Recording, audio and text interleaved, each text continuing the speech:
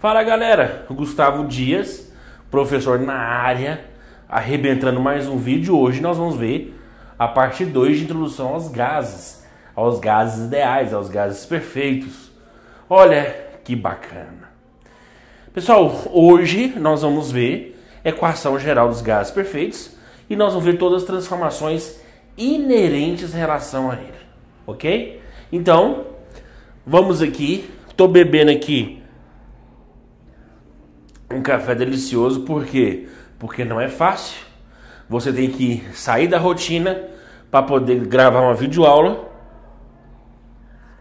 e esperando que você dê aquele like, aquele joinha maravilhoso, espalhe, compartilhe, escreva no Instagram Química com G, Facebook Química com G, porque não é o Gustavo, não, é a química mostrada para você de maneira legal, especial, diferente, completa, detalhada, que ajude você.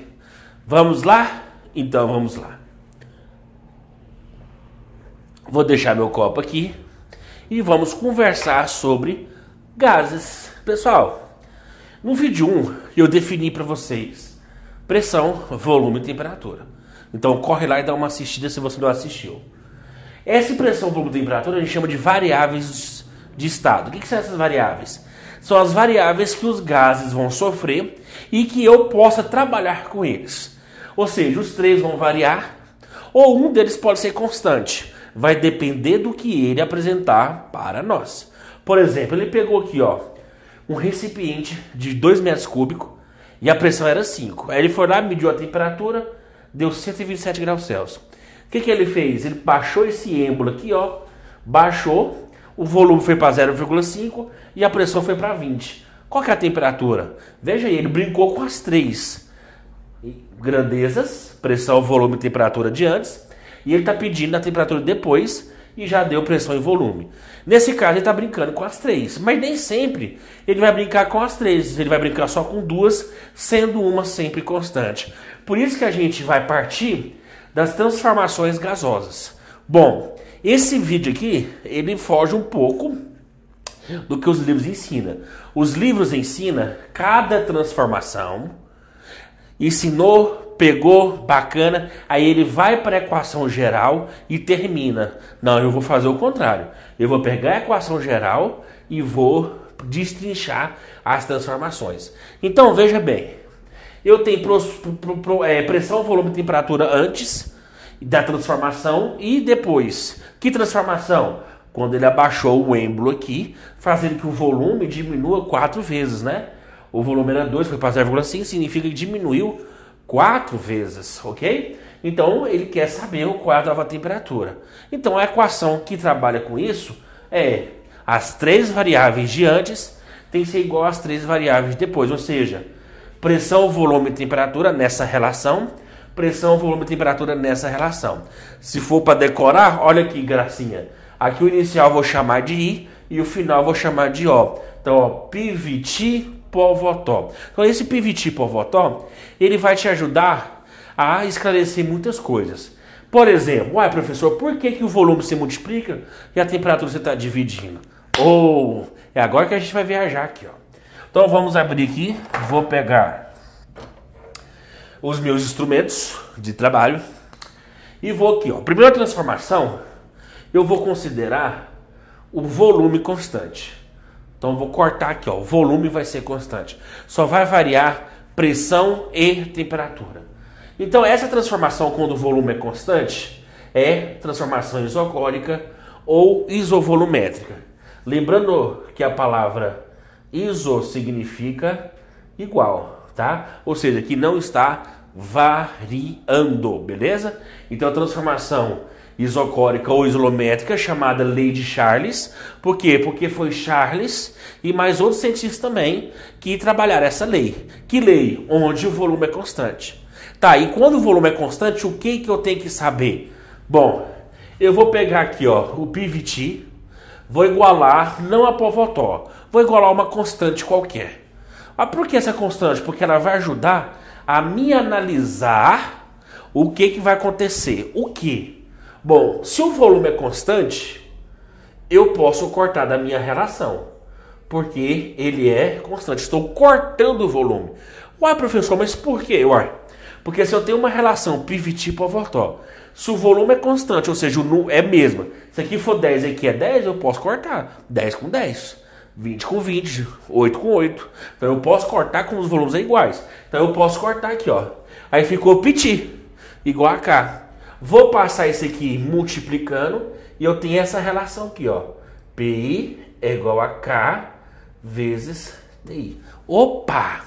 Que relação é essa? Relação onde duas grandezas estão no numerador, a gente chama de quê? Diretamente proporcional. Professor, o que é diretamente proporcional? Quando um aumenta, o outro também aumenta. Ou quando um diminui, o outro também diminui. Por exemplo, se...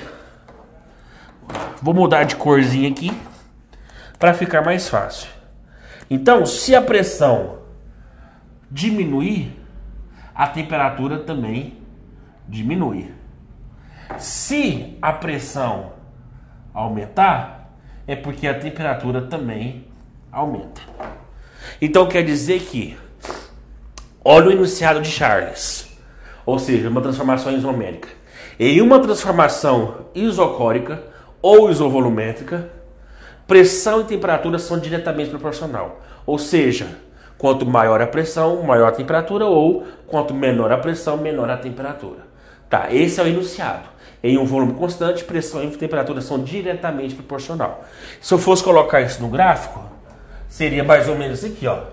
Pressão e temperatura, porque o volume é constante, não entra. Então eu tracei aqui, ó, uma reta.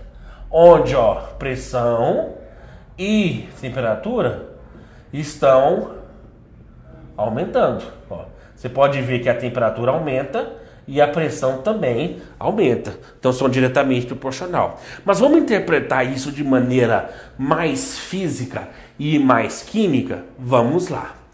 Bom, imagine um recipiente onde eu não deformo ele. Ele é indeformável.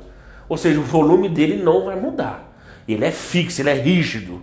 Ok? Então ele está hermeticamente fechado. Tá? Olha o nome aí, ó, hermeticamente fechado. Então veja bem, se eu aquecer isso aqui, as moléculas vão adquirir mais velocidade, ou seja, uma energia cinética maior.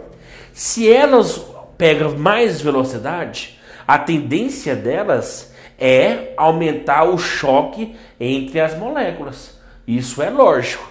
Imagina num show onde a música tá lenta, então todo mundo tá ali, ó, pá. Agora imagina um show onde pega um sertanejo, pega um funk, pega um rock bem animado e começa a tocar, o pessoal começa o quê? A pular, a dançar. Então você vai encostar mais nas pessoas. Então a analogia também aqui é igual. Quando eu aumento a temperatura do sistema, as moléculas ganham mais velocidade, né? Ou seja, eu tenho mais moléculas ganhando velocidade, logo a pressão também aumenta. Por quê? Porque o choque entre as moléculas aumenta.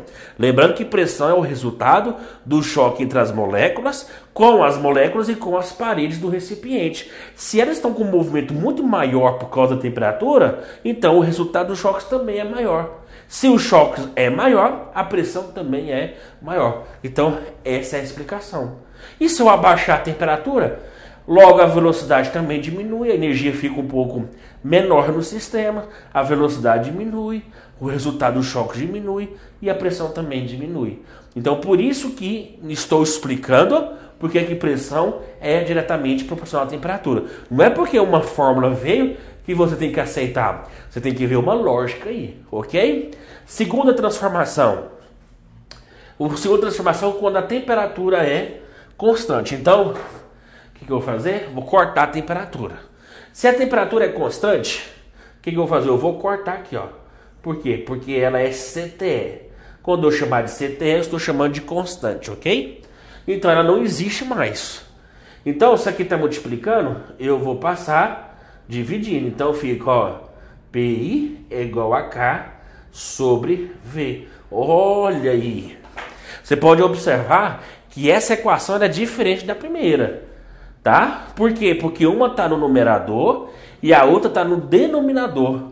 O que significa isso? Que elas não são diretamente mais, elas são inversamente proporcional. Então, se ela é inversamente proporcional, vamos analisar aqui se ela é inversamente.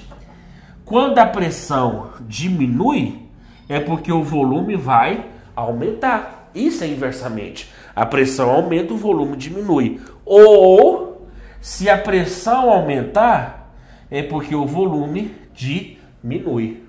Vamos para nossa caixinha aqui, ó. Ó, nossa caixinha aqui, que legal, ó. Estou aqui, ó.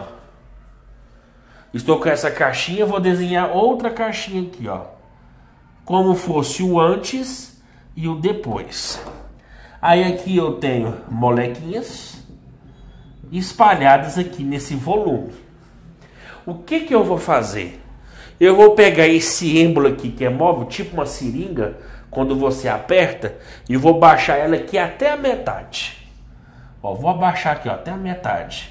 Baixei aqui, aplicando uma força, cheguei aqui. O que significa? Que essa quantidade de moléculas que antes estava espalhada nesse volume todo, ela vai ter que espalhar logicamente nesse volume reduzido. Então qual que é a conclusão que eu chego? O que eu fiz aqui? Reduzi o volume pela metade. Quando eu reduzi o volume, se eu tenho 10 milhões de moléculas no volume de 1, eu tenho as mesmas 10 milhões de moléculas no volume de 0,5, pela metade. Resumindo isso, eu vou ter um espaço menor para a mesma quantidade de pessoas. Vamos lá para o show de novo? O show cabe 20 mil pessoas. E isso tem 10 mil pessoas. Então cabe mais 10 mil, tá tranquilo. A chance de eu triscar ou encostar na outra pessoa, ela é mínima, mesmo que aconteça, mas ela é mínima. Agora, vamos supor que chegue mais 20 mil pessoas. Cabe 20 mil, chegou mais 20. No total eu tenho 30 mil. Peraí, 30 mil onde cabe 20, o espaço está muito curto. O volume reduziu demais. Significa o quê? Que eu vou encostar nas pessoas muito maior, ou seja, com muito mais frequência. Então veja bem, o que eu fiz aqui? Eu reduzi o meu volume, pela metade inclusive. E o que acontece? O espaço entre as moléculas diminuiu. Então o choque entre elas vai aumentar. Isso é fato. Porque antes elas estavam espalhadas, agora elas estão o quê? Comprimidas. Se elas estão comprimidas, o que eu espero com a pressão? Que a pressão aumenta. Por quê? Porque se o choque entre elas aumenta, logo a pressão também vai aumentar. Por isso que eu falo que pressão e volume são inversamente proporcional. Então, se eu fosse desenhar um gráficozinho, seria mais ou menos aqui, ó. Seria primeiro uma hipérbole, tá? Porque isso aqui vai levar uma equação exponencial. E depois a gente comenta, não é uma reta. Mas eu estou provando o quê? Olha o que acontece com a pressão.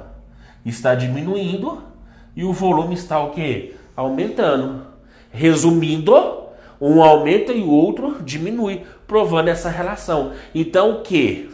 Numa transformação onde a temperatura é constante, ou seja, numa transformação isotérmica, que a gente chama de lei de Boole-Mariotti, porque foi 2 cientistas que estudou esse caso.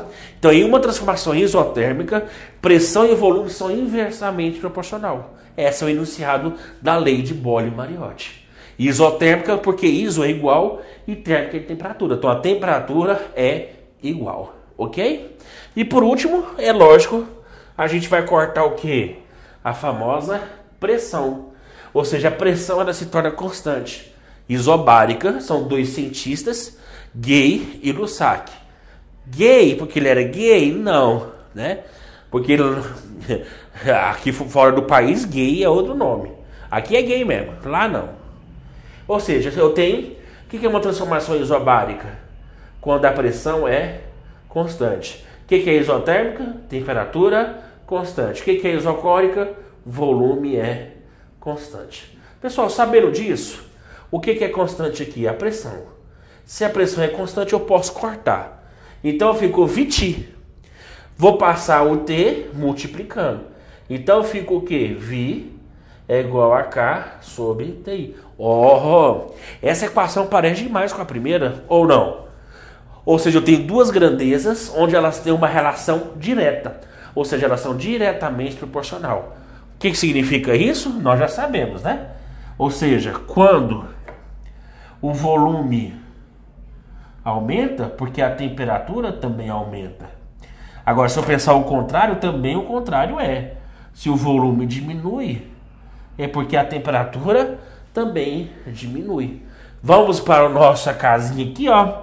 Vou pegar um recipiente, ok? Eu vou pegar um recipiente e eu vou deixar esse êmbolo aqui, ó, móvel, tá?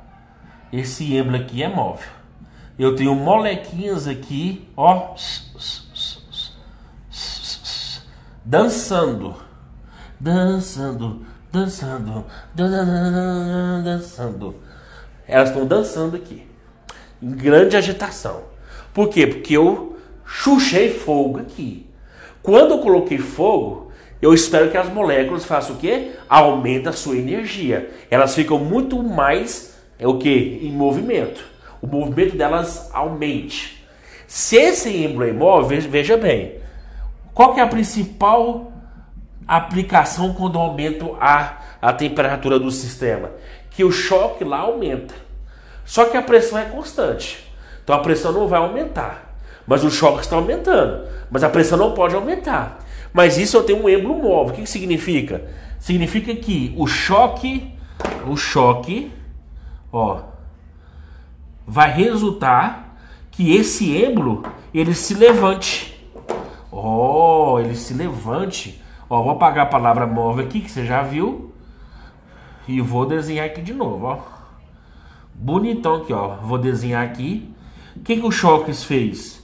O choque fez que a batida com o êmbolo levantasse o êmbolo e aumentou o que? O volume. Aumentou ou não aumentou o volume? Ó, aumentou o volume. E a temperatura aumentou ou não aumentou? Aumentou. Então vamos lá de novo. Aumentei a temperatura. A temperatura aumentou o movimento das moléculas, o choque das moléculas. E esse choque começou a bater nessa parede do êmbolo, levantando esse êmbolo, aumentando o seu volume. Até porque, quando você aumenta a temperatura do sistema, a aplicação direta é que elas expandem, ou seja, que elas se movimentem aumentando o seu volume. A não ser que o volume seja o quê? Constante. Aí eu tenho outra aplicação. Mas se o volume é variável, aí é fácil. Porque aumentei a temperatura, o movimento das moléculas aumentou, logo elas precisam de mais espaço. Então elas ocupam um volume de maior espaço. Então, o que eu esperaria no gráfico? Eu explicaria onde a velocidade, desculpa, o volume e a temperatura são diretamente proporcional. Praticamente o mesmo gráfico, tá? Isso cai no exercício. Olha um exemplozinho bacana. Eu tenho 3 gráficos. Esse gráfico é de quê? É só você olhar as abscissas e a ordenada. P e T está faltando quem? O volume. Então quer dizer que esse é um gráfico tipo de um volume constante, de uma transformação isocórica.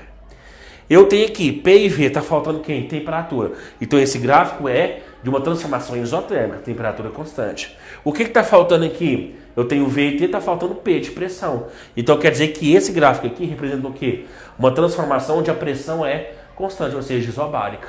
Lei de quê? Esse aqui é lei de, Gay-Lussac, lei de Bohr-Mariotti e lei de Charles, que são outros nomes dados para essas transformações aqui. Entendeu? Então, agora eu sei por que a temperatura ela é embaixo, porque PV eu multiplico. Por quê? Por causa das suas relações. Relações o quê? PV relação inversa, porque você passa dividindo, e P e T relação o quê? Direta, porque você passa multiplicando, então fica diretamente proporcional. Então eu cheguei nessa equação filé aqui. Bacana.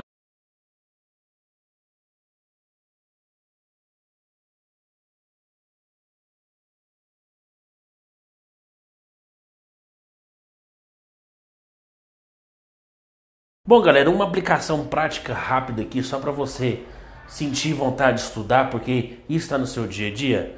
Vamos analisar 3 situações diferentes aqui, ó.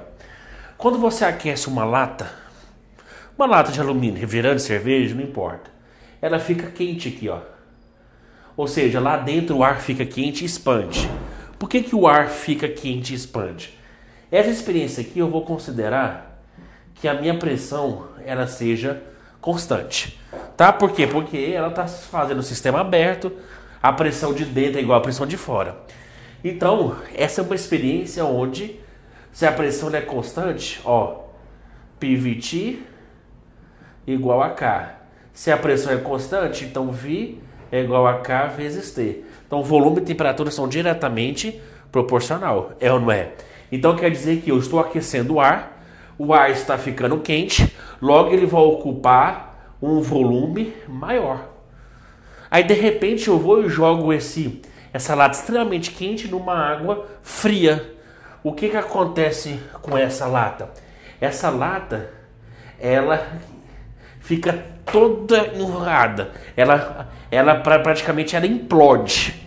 Por que ela implode? Bom, o que eu fiz aqui? Eu peguei na água e resfriei. Se eu resfriei, o volume também vai o quê? Diminuir, já que o volume e temperatura são diretamente proporcional. Então aqueci, o volume expandiu. Esfriei o volume, ele fez o quê? Não expandiu. Ele comprimiu, fazendo que a lata ela ficasse toda implodida, ou seja, ela amassasse todinha. Pode fazer essa experiência em casa, tá? Ela é show de bola. Aqui, pneu. Por que eu vou considerar aqui o pneu? Eu vou considerar o volume constante. Por quê? Porque não varia. A diferença é gritante, a não ser que ele murcha. Tá? Mas eu não vou considerar o pneu murcho, estou considerando o pneu bacana, tal. Então, o que eu espero aqui, ó? PVT igual a K. Se o volume é constante, joga fora. Então, P é igual a K vezes TI. Opa, pressão e temperatura são diretamente proporcional. Então, quando eu vou lá no posto e calibro o pneu 30 libras por polegada ao quadrado, ele vai ficar o quê? Com uma pressão alta. Vamos supor que ele estava com uma pressão de 15. Eu aumentei para 30, ou seja, a pressão ela foi lá em cima. Logo a temperatura também foi o quê? Foi lá em cima. Olha para você ver que é legal. Se a temperatura aqueceu lá dentro, vai ocupar um espaço onde vai encher o pneu novamente. E à medida que o pneu ele vai andando, a temperatura vai aquecendo e a pressão também vai aquecendo. Por isso que o pneu ele não pode ser careca. Se ele é careca, o que acontece lá dentro? A temperatura está altíssima, porque você está andando. Você está viajando. Viaja. 100, 200 km. Está altíssima a temperatura lá. Logo a pressão está altíssima, ou seja, a pressão sobre os pneus está altíssima. Se o pneu for careca, a chance aqui de romper é alta. Então isso aqui é uma aplicação prática do quê? Por que não devemos usar pneu careca? Explicação de que onde o volume é constante.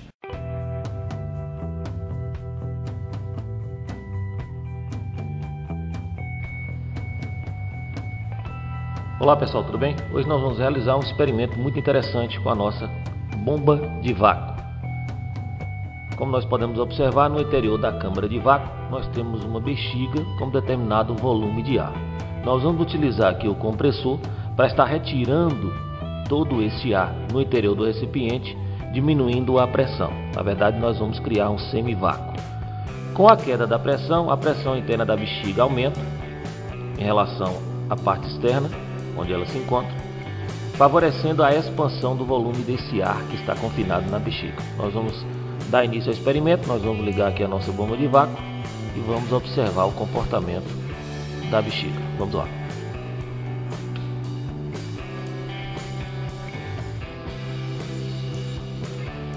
Ok, já fechamos a válvula e podemos observar que a bexiga começa a aumentar o seu volume. Lembrando que o vácuo é geralmente definido como espaço vazio ou espaço desprovido de matéria. Quem criou o primeiro vácuo da história foi o cientista Evangelista Torricelli, no século 17, exatamente no ano de 1643. Em um sistema a vácuo, a pressão do ar é reduzida para níveis abaixo da pressão atmosférica. Isso se dá pela remoção de porções de moléculas de ar em um sistema fechado, e que realiza esse processo, neste caso aqui, é o nosso compressor.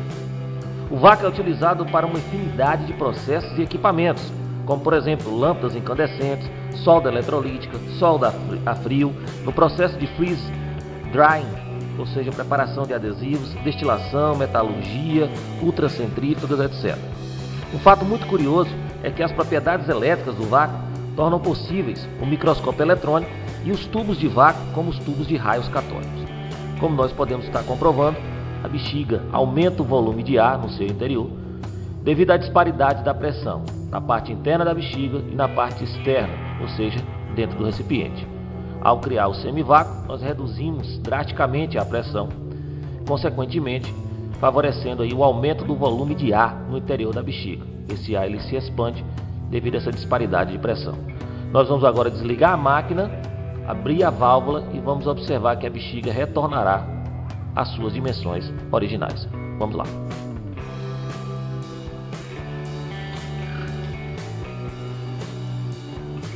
Vamos abrir agora a válvula.